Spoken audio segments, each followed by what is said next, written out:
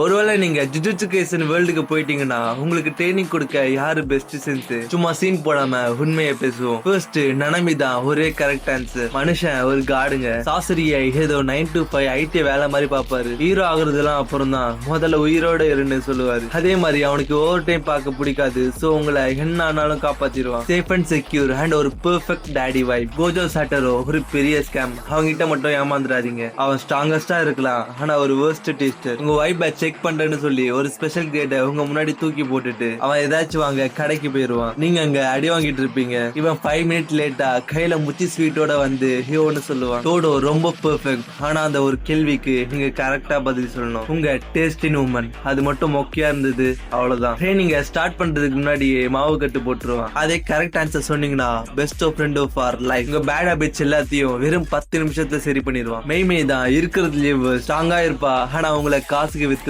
உங்ககிட்ட காசு இல்லனா நீங்க ஸ்டூடெண்ட் இல்ல, வெறும் பெயிட் தான். ஒரு டொமைன்குள்ள உங்களை அனுப்பி நீங்க சாகணும்னு வெயிட் பண்ணுவா. அண்ட் அதை லைவ் ஸ்ட்ரீமா பண்ணி ஹேட் ரெவன்யூ சம்பாதிப்பா. இதெல்லாம் மீறி ஒருவேளை நீங்க சுகுணாவை செலக்ட் பண்ணீங்கன்னா ப்ரோ நீங்க ஸ்டூடெண்ட் இல்ல, அவனுக்கு டின்னர்.